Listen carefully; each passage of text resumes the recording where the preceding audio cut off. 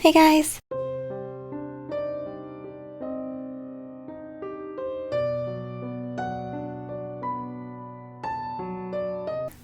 You've probably heard stories about people that live in a small town and how bored they often are, especially as teenagers. Well, at the risk of sounding like an old man, when I was their age, I didn't even live in a town. I lived in a trailer in the hills. Our nearest neighbor was a half-mile down the road. Let me tell you what real boredom is. When I got my first car, or rather a hand-me-down pickup truck, our great thrill was driving it around all the winding roads up the hill, counting possums we saw on the side of the road. Compared to us, small-town kids had it good. There was only one time that I could think of where something interesting happened. And let me tell you, it's not something you ever wanted to see. My best friend Larry had a little brother named Brody. When Brody turned 13, Larry decided it was time to let the little kid drive. Of course, Larry didn't have a car. None of our friends did, except me. So that evening, 4 or 5 of us piled into that beat-up pickup truck.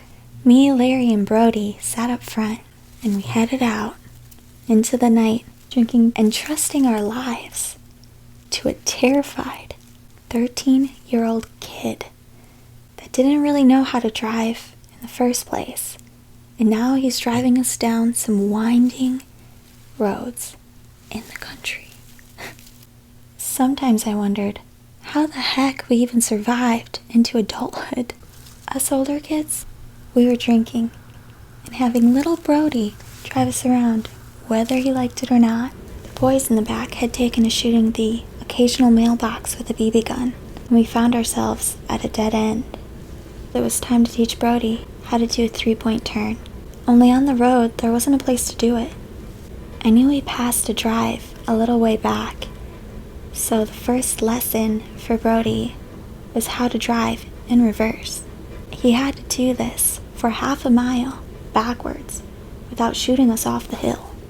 The kids in the back were shouting and cheering at Brody for landing us on what had to be the only dead-end road in the hills. The poor kid's face was beet red. I'm not even sure Brody agreed to any of this, but there's nothing we can do about it now anyway. Slowly, he backed the truck down the hill about half a mile. When the driveway showed up on our right, it was a long driveway that led up to a very big house. Abandoned from the look of it. It had to have been worth something at some point, because there was a gate at the end of it to keep people out. Unfortunately, it was also keeping us from having room to turn around. Might need to back up and find another drive, Larry said. I heard a loud clack and a pinging sound of someone in the back shooting their BB gun on the gate behind us. No, Brody hissed. I'm not backing up anymore. Either open up the gate or one of you drive. His face was burning and his jaw was clenched. Apparently driving around a bunch of drunken teenage boys while they treated you like a chauffeur, while telling you how happy you should be for their teaching you how to drive. Wasn't as much fun for him as it was for us. Well, we couldn't have our driver giving up on us, so we hopped out and opened the gate. When I say gate, I don't mean one of those pretty gates. I mean one of those wrought iron gates with the no trespassing sign on it. But from the look of that house, no one was going to mind a little trespassing right now. The gate was locked with a padlock, but one good thing about a pickup truck is they're good at hauling tools. One of the boys handed me a bolt cutter, and I made quick work of the lock. The gate swung open, and I began directing Brody on how to turn around. He backed up to the point of being able to turn around in the drive. The headlights illuminated the front yard of the house. The boards of the house were old and rotten. There was junk all in the yard, and I figured my estimation of the house's value was way off. I couldn't really see much of what was in the front yard, except silhouettes and shadows, all illuminated by the headlights. "Ha, look at that," shouted Boyd, the one currently holding the BB gun in the back of the truck. "I bet I can hit that from here." I turned to see a figure in the yard, lit by the headlights as Brody pulled into the drive. It was tall and skinny, with arms that stuck out straight at its sides. It was some sort of scarecrow. I don't know if it was part of the garden that had grown over, or if it was just some sort of decoration. Standing there in the dark with only the headlights shining on it. It was kind of terrifying. It was a terrifying thing. Someone in the back of the truck found a flashlight and turned it on and aimed it at the scarecrow, making the shadow of the scarecrow jump and loom on the front of the house. I turned back from the scarecrow to see Boyd in the back of the pickup truck, pointing the BB gun at the scarecrow. "Don't shoot it," I said uncomfortably. "I know I can hit it from here," Boyd said. I don't know why I cared. Nobody in this abandoned house is going to give a crap about us shooting a scarecrow with our BB gun. It just made me nervous for some reason. "What, you think he'll be mad?" Boyd jeered. I glanced over my shoulder at the scarecrow, but said nothing. I signaled Brody to stop. "Now turn the wheel the other way and start backing out." Just then, there was a loud crack from the BB gun. It startled Brody and he hit the gas too hard. So turned the wheel too far and the truck twisted and slammed into the pipe on which the gate was hinged. "Dang it, Boyd," I shouted, running to the other side of the truck to see if it was damaged. It was an old rusty piece of junk, but it was still my truck.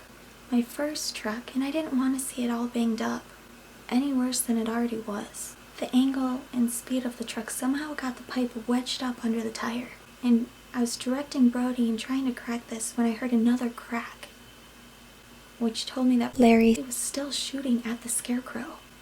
"Knock it off," I shouted as Boyd pumped up for another shot. Another crack and laughter from the peanut gallery was all I got. I glanced over my shoulder again at the scarecrow.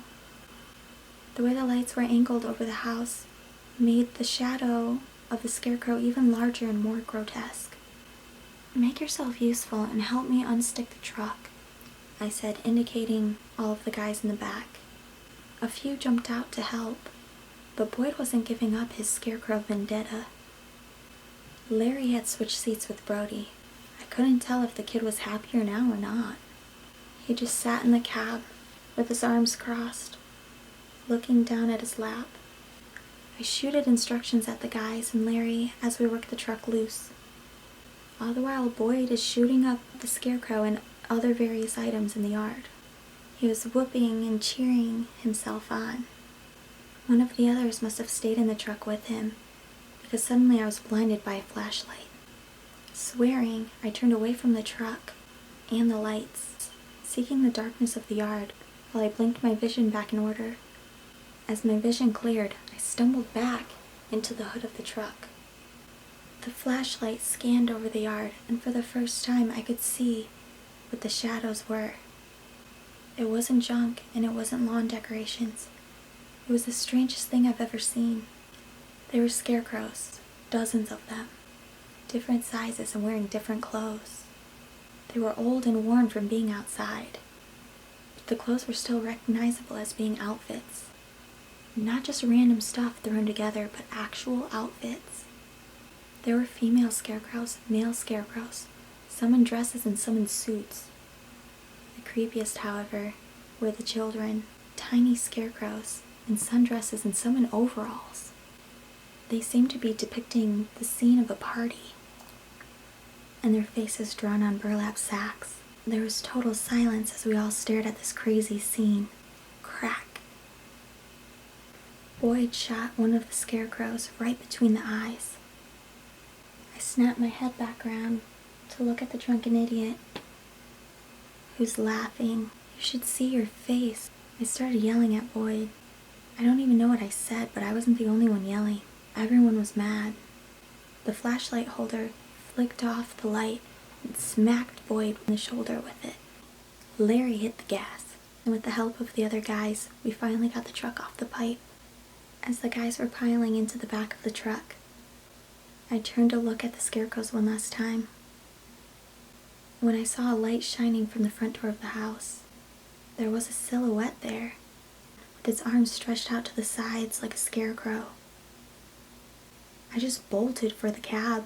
I got in and closed the door when Larry, who had seen what I saw, gunned it, spitting gravel as we backed out, turned, and got the heck out of there. I don't know what was going on at that place.